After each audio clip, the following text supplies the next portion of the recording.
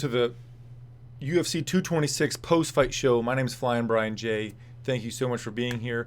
What we're going to do is recap all of the action that just went down at UFC 226, starting with the main event of the evening, where Daniel DC Cormier knocked out the former heavyweight champion Stipe Miocic in the very first round with a short right hook from a clinch, followed by some ground and pound to become a champ, the second ever champ in UFC history.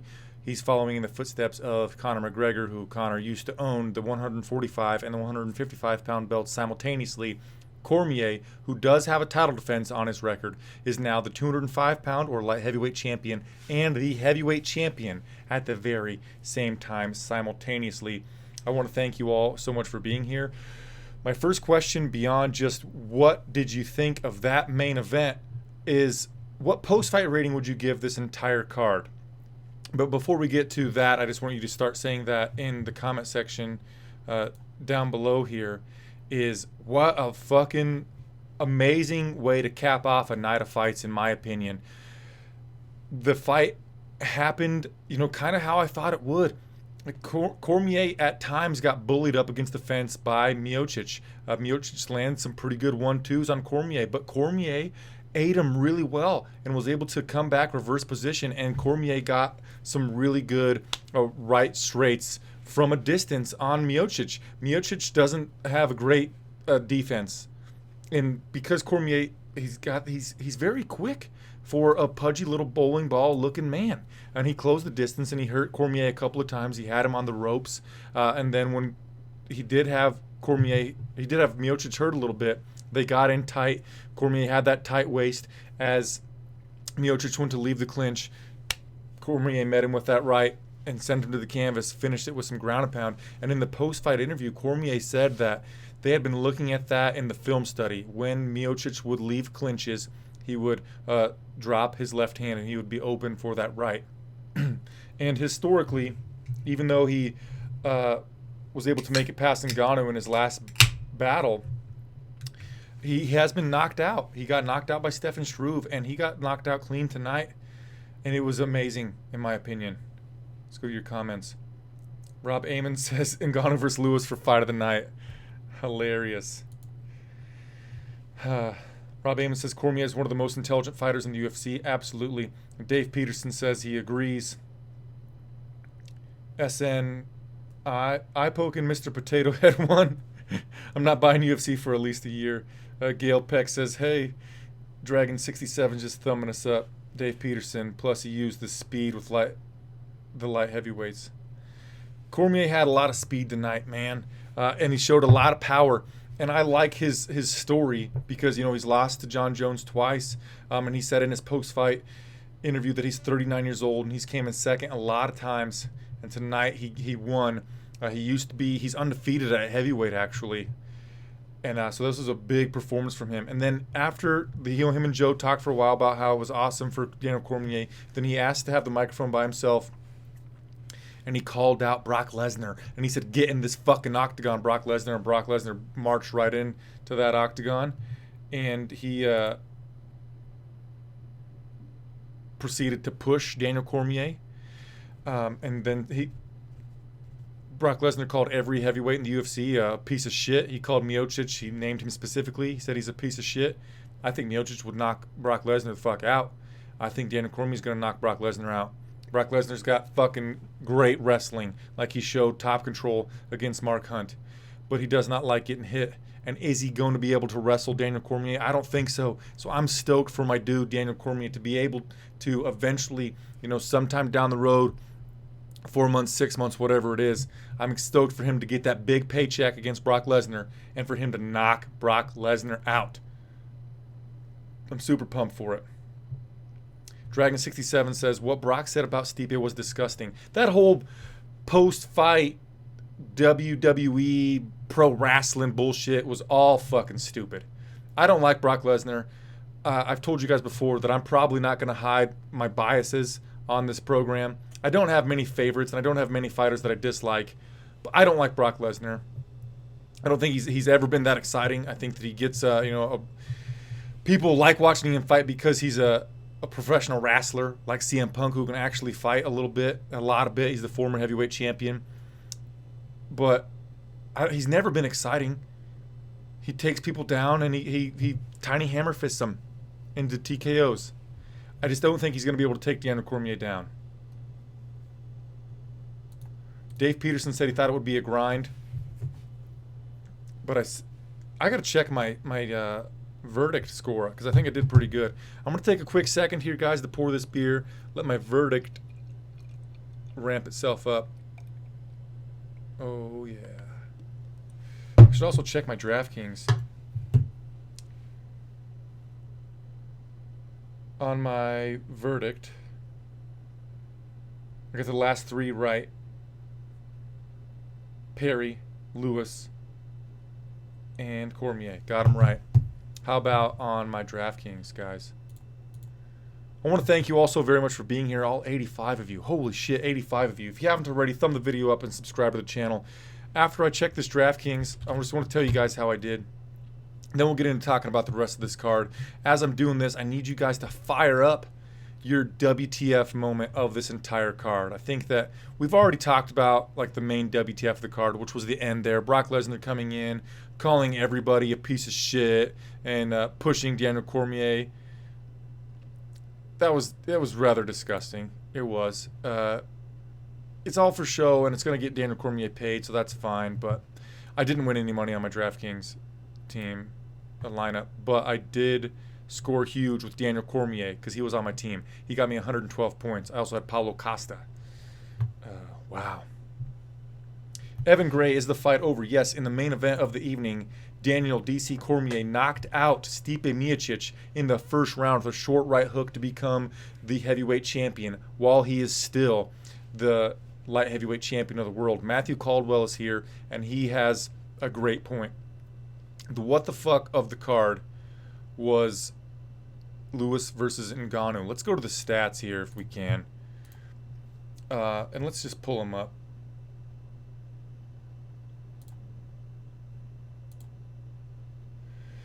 So as you can see here in front of me, I got the stats up. Let's go to Ngannou versus Lewis and look at about how many strikes they landed. Francis Ngannou landed 11 of 46, and Derek Lewis landed 20 of 54 in a 15-minute fight. Abysmal. Absolutely abysmal. It was one of the most boring fights I've ever watched. The entirety of the fight, like at the beginning, you felt like at any moment the fight could explode and somebody could get knocked out. And it felt like that for a long time. And as the fight went on, you start to realize it's probably not going to happen. Probably nothing's going to happen. Francis Ngannou's corner was calling for more action. They wanted him to actually do some work. And he didn't change anything up the entire time. When he would move in for a striking combination, a jab and an overhand right probably, he would like throw that jab and then back away like he was scared. Like Dave Peterson says, he looked scared. And he would switch stances to the southpaw where we knew he wanted to throw the rear hand uppercut. Lewis was privy to that, and he would throw a right.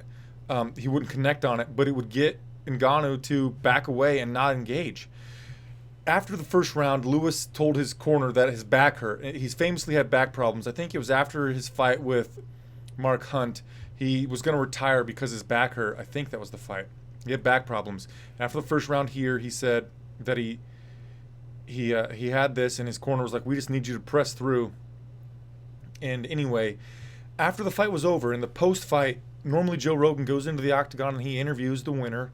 In a co-main event, in a fight that I thought the moment Francis Ngannou entered the UFC, got on the roster, I was like, I want him to fight Derek Lewis. So I've been looking forward to that fight for a super long time. And I was very disappointed. And the fight was so boring, Joe Rogan didn't even do a post-fight interview. SN says the what the fuck of the card goes to eye poking. T-Mac says, what the fuck of the card goes to the size difference of Daniel Cormier and Brock Lesnar? Or the DC taking a page out of John Jones' finger. Okay, Now, you should know that I'm a fan of Cormier, so hold on. I'm going to defend his eye poke a little bit here.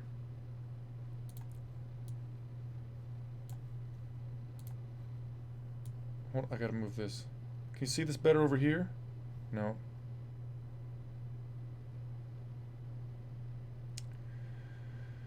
Well, it'll just go there. Okay, so Daniel Cormier, he was putting his hands out like this, and he was grabbing for the hands of Miocic so he could pull in close and get the uppercut that he likes to do, or the stepping in wide right hook on Miocic. He does that all the time. So he was reaching forward to grab the hands of Miocic. The one time he did the eye poke, he did from like a southpaw stance almost. He sent out his hand and then just like flicked his fingers into the eye. Maybe a dirty tactic, sure. But it's not the first time that we've ever seen it. Dave Peterson says Kane would destroy DC. I don't think so. Kane is so fragile. And Kane is wrestling based. You know, he's an embrace the grind kind of fighter. Could he outgrind Daniel Cormier? I don't think so, especially with how fragile Kane's body is. Dragon67 says Stipe DC rematch. I don't think Daniel Cormier has much left in the tank. Obviously, he got the victory tonight, knockout of the heavyweight champion. But DC, he could get this huge payday against Brock Lesnar and then just call it a career. Just retire. If do you want a rematch with Stipe DC? I call for rematches with fighters when it was a tight battle, closely contested. The decision could have gone either way. Or a fluke knockout, maybe, where the champion had been, or the fighter that lost was the champion for a super long time. You give them an immediate rematch. But where this fight was very decisive, it happened in the first round. It's not like a champion had the belt for a super long time, gets an immediate rematch. We've got the big payday with Brock Lesnar on the table. I don't think Stipe gets a rematch. But as Rob Amon says, perhaps he gives Stipe to Kane. After a knockout like this, we've seen lately Max Holloway's having concussion issues, brain trauma issues. I don't think we should rush Stipe back into action right now. So let's not talk about what's next for Miocic, because what's next for him is time off, rest that brain up. Dave Peterson, Kane in his prime would beat Cormier. Now that's a fight I would love to see, but they're buddies, so that wouldn't happen. Matthew Caldwell says, isn't a featherweight interim title between Stevens and Edgar happening? Because that's funny. It's fucked and funny if it is. It's not. It's not happening. They talked about that as a short notice fight to save the co-main event tonight, but it's not happening.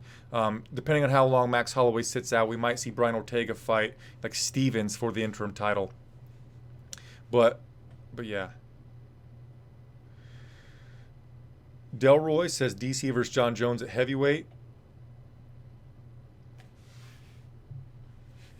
Maybe. Yeah, that'd be fun to see. But right now, it seems like we're going to get Cormier versus Brock Lesnar, and then I would love to watch a third fight with Cormier and John Jones. It just pains me that I think that Cormier is going to keep losing that matchup. But Phil D, I think, said, is Cormier now?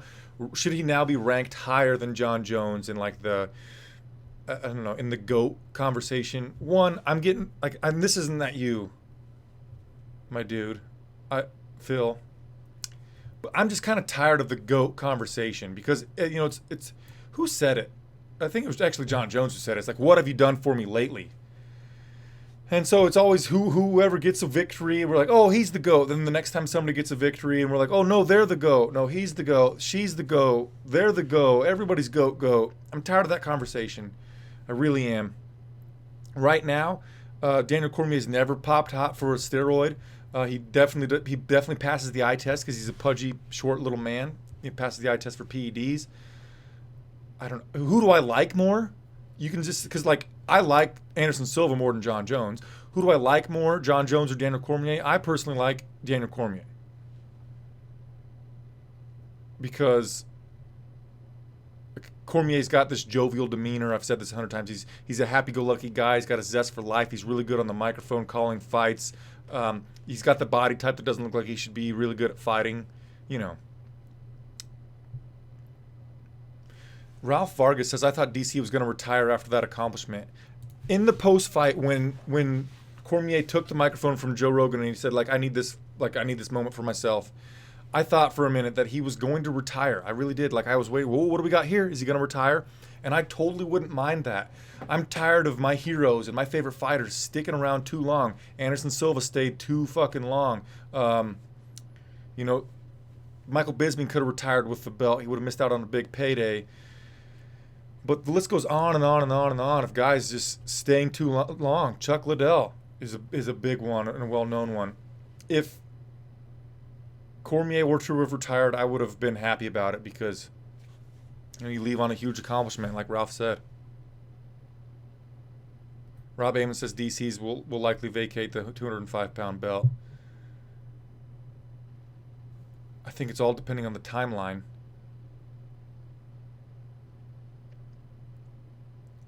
Put the fight, fuck, chit, why talk too much, chit, fuck, says somebody in the comment section. The fights are over, man. And let's go over the rest of the results. We'll just run through the results, and then we'll talk about them. So Derek Lewis defeated Francis Ngannou via unanimous decision, 29-28, 29-28, 30-27. We talked about that already. Before that, Perry defeated Felder. Pettis defeated Chiesa. Roundtree defeated Saki. Costa defeated Hall. Asuncao defeated Font. Drakkar Klose over Venata. Melender over Griffin. Dan the Hangman Hooker got a big knockout over Gilbert Burns. And Emily Whitmire defeated Jamie Moyle. What fight do you guys want to talk about next? I'll let you guys decide that.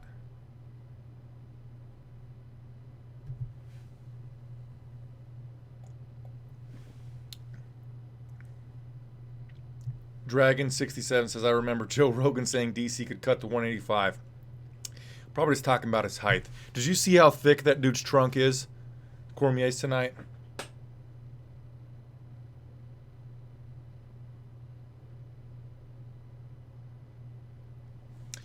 Okay, let's talk about... Well, I didn't actually watch much of Dan Hooker versus Gilbert Burns. So I can't talk about that one too much because I was busy getting the stream ready for this evening. Let's talk about Mike Perry versus Paul Felder. That was a fight where a lot of elbows were landed, and I think the biggest punch and the biggest combination of the fight was Mike Perry shifting his shoulders down and coming with a shovel hook. He did that cut the eye of Paul Felder. After very early in the fight, they clashed together.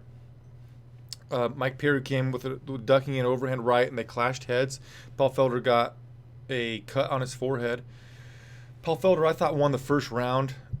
Mike Perry won the next two, and Perry basically won with the more powerful shots. And Perry did some pretty good job of taking Paul Felder down. He got some high crotches, lifted him up, and dumped him, similar to what Daniel Cormier did to Alexander Gustafsson before.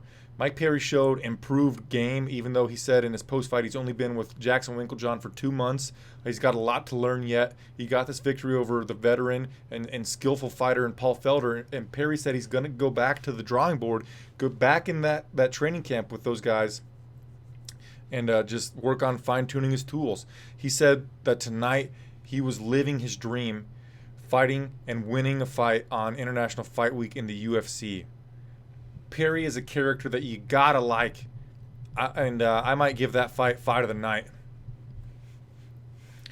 Before that, Anthony Pettis versus Michael Chiesa. I scored the first round for Chiesa on the strength of some takedowns and some top control in the first round. Second round came out. Anthony Pettis hit Chiesa with a hard kick to the body that Chiesa said didn't affect him. Chiesa tried a kick of his own. Pettis caught it and with a right straight hurt Chiesa, backed Chiesa up against the fence. Chiesa went with a side kick to the body to try to keep Pettis away from him. And as he did that, Chiesa fell to the ground. Pettis locked in a guillotine attempt, but didn't get it. Chiesa ended up in the top position, and Pettis slapped on a triangle choke, and then went to go dive underneath to grab the leg of Chiesa to get the right angle on that, to get the choke on it. Chiesa wasn't tapping, so Pettis also grabbed the armbar. So the official result was a submission via triangle armbar at 52 seconds of round number 2. I've been saying for a while that I thought Chiesa was shot, but he came out tonight and he put on a really good performance against Chiesa, and I believe Pettis is the 3rd fighter this year, only the 3rd. There's been a lot of the opposites happening, where the fighter that made weight defeated a fighter who missed weight, because Chiesa clocked in at 157.5 pounds, and supposedly Chiesa is going to go to welterweight next. Rob Amon says Pettis versus the Gaethje Iaquinta winner. Do you mean Gaethje James Vick winner? Because Iaquinta is not fighting like anytime soon. He pulled himself out of the main event of UFC Lincoln. So I'm going to go to that fight card. I bought tickets, row like 12 or something. Don't have anybody to go with yet. But, yeah. James Vick is main eventing UFC Lincoln opposite of Justin Gaethje.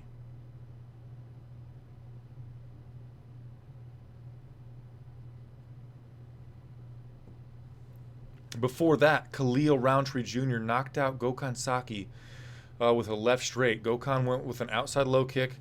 At the same time, Khalil was going with a jab and then coming with the left. And as he came with the left, Saki was going with that low kick, caught him, sent him to the canvas, finished with some hammer fist.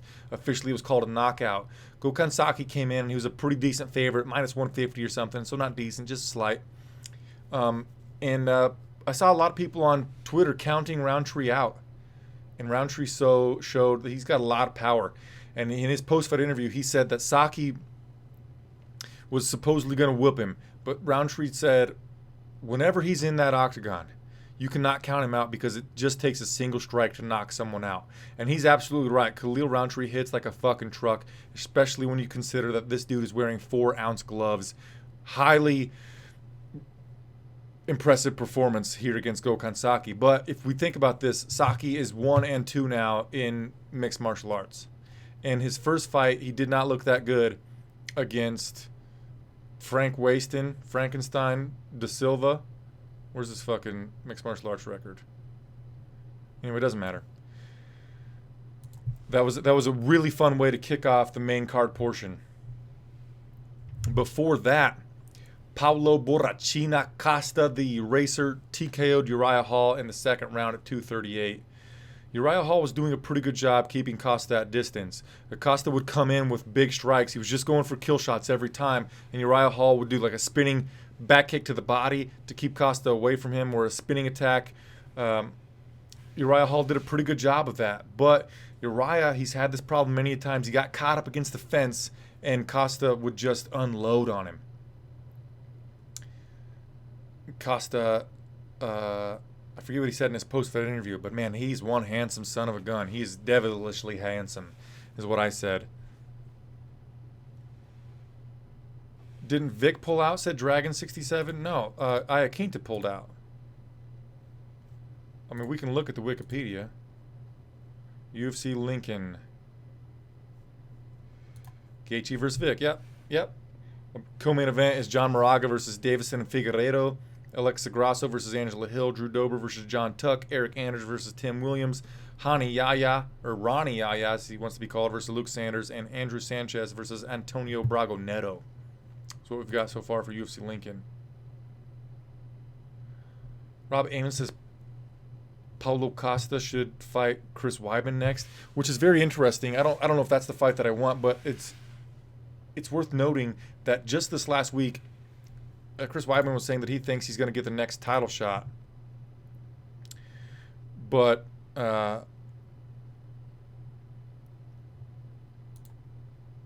obviously last night it was announced that Kelvin, on a mission for gold Gastelum, is going to coach opposite of Robert Whittaker in the next season of The Ultimate Fighter, resulting in Gastelum getting the title shot, right? Saul Spanko says Costa is pound for pound the most handsome man on earth. Dude, he is so handsome. He's a very sexy man. You got to give it to him. Got to give that to him. at least. We could move down the card. Rafael Assunção defeated Rob Font 30-27 across the board. Very early, Assunção dropped Rob Font with the right hand, and then after that, Font was he didn't want to engage, and Assunção I didn't pay attention to that one much either. I was working on another thing to get the stream ready because if you guys don't know, I did a live stream during the entire main card portion of UFC 226. So I was working on that. Before that, Drakkar Klose versus Lando Venata. Thanks for subscribing, Simon Grant. I appreciate you, buddy. Drakkar Klose versus Lando Venata. Venata, he's very funky. He does a lot of spinning techniques, and he puts a lot of pop into each one of his strikes. He's kind of unorthodox.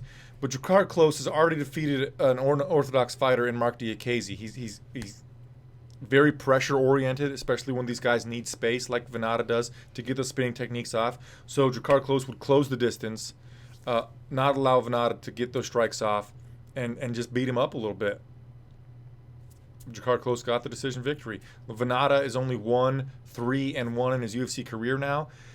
And I don't think they're going to cut him because in his first 4 appearances in the UFC, he got post-fight bonuses. I mean, that's a pretty big deal. So maybe they give him somebody who's a step down in competition and just hope that he can, show out again. Before that, Curtis Millender defeated Max Griffin. On the feet, Millender had the longer strikes, the strikes that had the more meaning to them. And Max Griffin, he kind of wilted in the 3rd round. He got a takedown in the 1st, and Millender looked like a fish out of water on his back. But then after that, Max Griffin had a hard time trying to time the takedowns on Millender, and Millender kind of just played the, I'm going to chill over here game and let you come to me, Max Griffin, and then I'm going to fucking hurt you. So that it wasn't Millender moving forward so Max Griffin could time a takedown, and it really worked out for Millender. And Millender has a lot of hype. He was a decent favorite over Max Griffin, and I look forward to his next bout. Before that, I seriously missed Dan Hooker versus Gilbert Burns, but Dan Hooker did knock out Gilbert Burns in the 1st round. So there's that. Rob Amon says, Venata versus a Contender Series debutant. I like it. Matthew Caldwell says, Weidman dethroned Silva, became irrelevant. Holm dethroned Rousey, now is irrelevant. Diaz beat Conor, now is irrelevant again.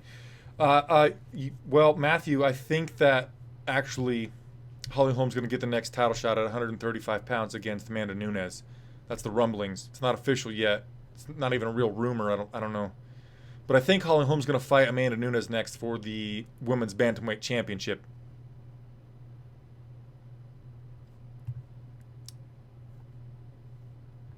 Sorry I didn't prepare a what's next for who for this episode of the show, guys. But let's give we never even talked about our post-fight rating. There was a moment where I would have given the post-fight rating like a 4 or like a 3. Maybe a 3 because of Derek Lewis versus Francis Ngannou. But I'm going to ignore Derek Lewis versus Francis Ngannou. And the main card portion for me was a 5, other than Derek Lewis versus Francis Ngannou. I actually really loved the main card portion, especially because Daniel Cormier capped it off, becoming the champion. Total card, I'd give a 3.75.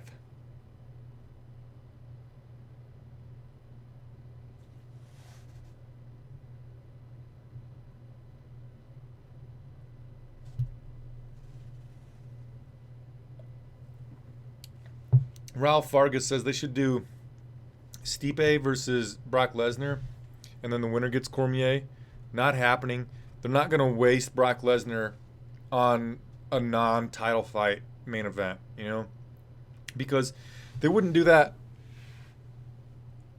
They risk Brock Lesnar losing a non-title fight and then not getting a title shot is what they risk. So you put him in a title shot no matter if he deserves to be there or not, and people don't fucking know that. He's coming off a win over Mark Hunt, So that's all you got to do. We can't waste him on a non-title bout. I'm sorry, man. Rob Amon says the fight card as a whole ranks a 4. Matthew Caldwell says like a 3.5. And I'm going to go right in the middle, 3.75. It wasn't the greatest card ever. It was the most hyped card so far this year. But a lot of decisions. It ended fucking great. Derek Lewis versus Francis Ngannou got like a 0.5 out of 5, so that really brings the average down. 3.75 for me, guys. Now let's talk about the post-fight bonuses.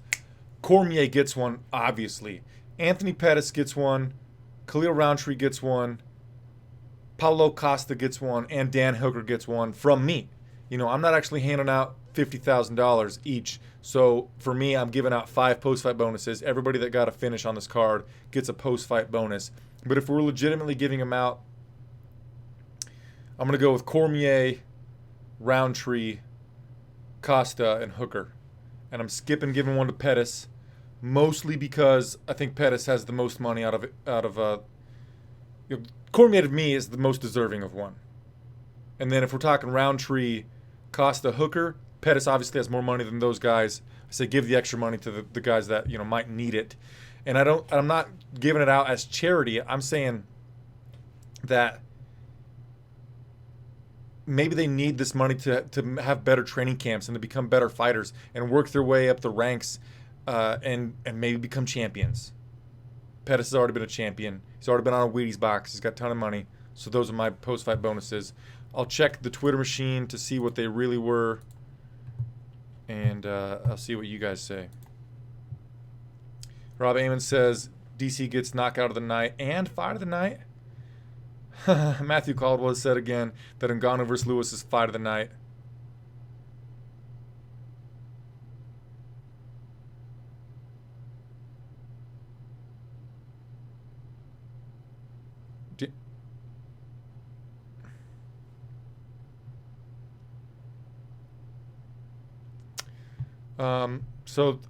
I'm sorry. I was just looking at some post-fight press conference type of stuff. Huh! I'm looking at a video of. I didn't notice this when it was live. When Brock Lesnar was walked into the cage and pushed Daniel Cormier. Daniel Cormier's cornerman, who's a tiny little guy, pushed Brock Lesnar. Tiny little man pushed Brock Lesnar. Yes, I love it. Okay, performance of the night goes to Cormier, Roundtree, Pettis, and Costa. I think, I didn't see the finish of Hooker, but I feel like he's getting stiffed there. Getting stiffed hard.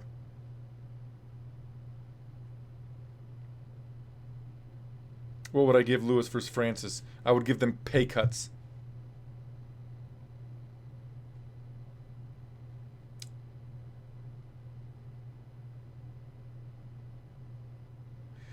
Matthew Caldwell says the fight card gets a little bit of a lesser grade because of we lost Holloway versus Ortega, and I agree.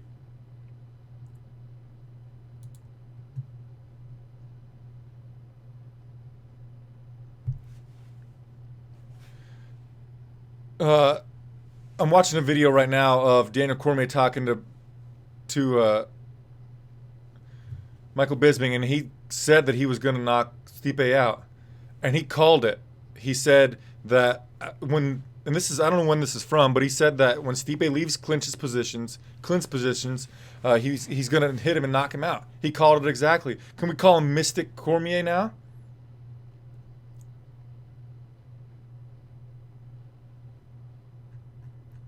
Well, anyway, guys, I think that the reason why the show's so short tonight is because I lost my voice a little bit cheering for Daniel Cormier when he won. If you go to my Twitter, I linked. I tweeted, do you want to see my live reaction to that fight? You can click that. You can see how I really reacted to the main event. Lost my voice a little bit. And I've been talking for like 4 straight hours. It gets a little tiring. So I want to thank you guys for being here. The fight card ended up pretty damn good. I'm super pumped for Daniel Cormier. I'm really excited that we got a lot of subscribers to the channel tonight. We passed 4,500. We're now at 4,626, which is huge. I do think we can get to 5,000 by the end of July, but if not, I appreciate you all for helping me try to get there. I'll be back next week for a pre-fight show, I think. For the next UFC event, which is main evented by Junior Dos Santos and Blagoy Ivanov. I don't know. It's UFC Fight Night 133, and it's happening in Boise, Idaho. Co-main event, Dennis Bermudez versus Rick Glenn. I'll be back to talk about that, guys, and do a top 3 fights to watch on that card. Until then, I hope you be safe. If you're drinking tonight, cut it off about an hour from now so you're not too hungover for tomorrow. You can spend some time with family. I appreciate you. I'll talk to you later. Namaste.